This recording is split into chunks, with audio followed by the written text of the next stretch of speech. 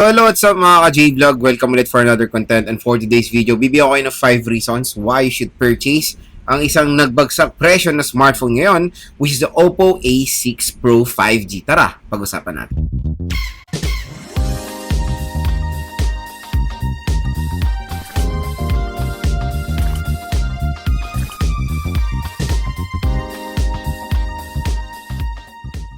Mga ka-J-Vlog, magandang balita. Good news na nga, magandang balita pa dahil nag-price drop na po ang very popular din at very intriguing na smartphone ngayon ni Oppo, which is the Oppo A6 Pro 5G. So itong smartphone na to mga idol, lumabas to last year.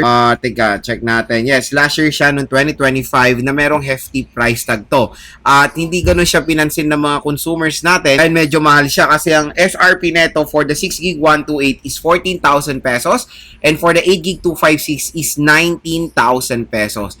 Pero ito magandang balita mga idol dito sa ating product link. So tap mo yung video. Ayan, may view products dyan. Mura at bagsak presyo nyo lang makukuha ang Oppo A6 Pro 5G. Pwede nyo lang to makuha possible price na below SRP mga idol. Kaya again, hanggang meron pang available na Oppo A6 Pro 5G, grab nyo na yung chance nyo. Pero kung wala, nandyan na rin yung magkasama po yung Oppo A6 Pro 4G. Again, same lang sila ng link mga idol, and gagawa rin tayo ng phone comparable sa Oppo A6 Pro 5G and the Oppo A6 Pro 4G.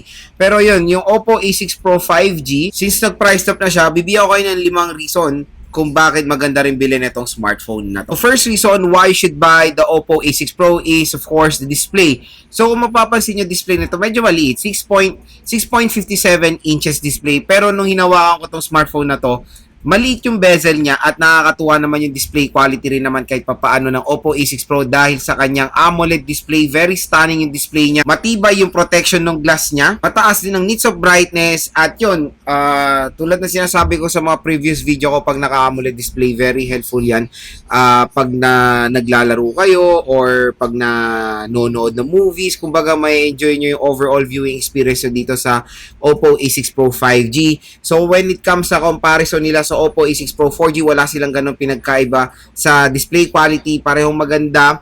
And I know medyo naglalak ng konti specification yung kanyang display, pero again, basta AMOLED yan at kumbaga when it comes sa mga consumers natin, mas piniprefer yan. And hindi po to hindi po to curved display, it's flat display mga idol. And yan na rin naman yung ibang piniprefer ng mga consumers natin. Pero the sad part dito is the resolution is Full HD plus 1080p. Usually sa mga ganitong presyohan dapat mas mataas na. Pero yung mga ibang specs ng display ni Oppo A6 Pro 5G maganda rin naman kahit papaano. Second reason why you should buy this smartphone is yung kanyang battery. So malaki rin yung battery capacity na ma-offer ni Oppo A6 Pro 5G, 6500 mAh battery capacity. And I think sa mga ganitong presyohan na talaga usually dapat ganito na yung mga in-offer nilang battery capacity. Again, it's still an advantage dahil usually mga iba rin mga last year na mga smartphone na still available pa rin sa market is mas malaki pa rin ang i-offer ng Oppo A6 Pro 5G. At yan yung isang ima-market din ni Oppo. Dito smartphone na to, meron siyang magandang battery capacity. And I know, tulad nga ng sinasabi ko sa mga ibang video ko, when buying a smartphone today, especially yung mga consumers na ginagamit sa trabaho, ang main priority nila when buying a smartphone is yung battery capacity or yung battery performance ng isang device, which is ito sa Oppo A6 Pro 5G, ma-offer niya naman yung hinahanap ng karamihan ng consumers yung meron malaking battery capacity. Third reason mga idol, yung charging rate. So mataas din yung charging rate na i-offer nito. 80 watt fast charging rate. Biruin mo yung 6500 mAh battery capacity nito in less than 1 hour lang mga idol. Full charge na agad yan dito sa Oppo A6 Pro 5G. So syempre, yun, binigyan kayo ng malaking battery capacity, binigyan rin kayo ng very convenient na fast charging na mo-offer dito sa smartphone na to. So again, very convenient mag-charge, napakatagal niya pang malubat. Napakagandang terno yan dito sa Oppo A6 Pro 5G. Fourth reason mga idol, eto na, water resistant. Yung water protection po nito mas mataas pa sa i-offer ng iPhone 17 Pro Max and even the Samsung Galaxy S25 Ultra or S26 Ultra. Dahil itong si Oppo A6 Pro 5G ay protected ng IP69 water and dust resistant. So meaning yan, ito po yung mga smartphone na legit na pwede nating masubmerge sa water within 30 minutes. Hindi lang siya splash resistant and all, as in pwede siya masubmerge sa water. And again mga idol, Hindi po ito pwedeng gamitin sa dagat dahil yung salt water po ay may mga small particles na there's a possibility pumasok sa loob ng smartphone mo at magkakos ng corrosion. Pwede lang po ang Oppo A6 Pro sa fresh water and even sa pool. Mga nagsasabi, may chemical po ang pool, meron po yung chlorine na magka-possible corrosion. Tama, pag binabad nyo ng matagal yung smartphone nyo sa tubig, like, for example, suggested is 30 minutes, di ba, with sa fresh water. So, kung 30 minutes mo rin binabad dyan sa chlorine, there's a possibility masira yan. Again, kung alam mo ang limitation ng smartphone mo when it comes sa IP rating, hindi po masisira yung Oppo A6 Pro nyo. For example, ayan, gamitin nyo lang siya for underwater shot, ayan, valid yan. Tanggalin nyo agad, huwag yung ibabad yan, hindi po masisira ang smartphone nyo. Last reason why you should buy this smartphone is, of course, the design.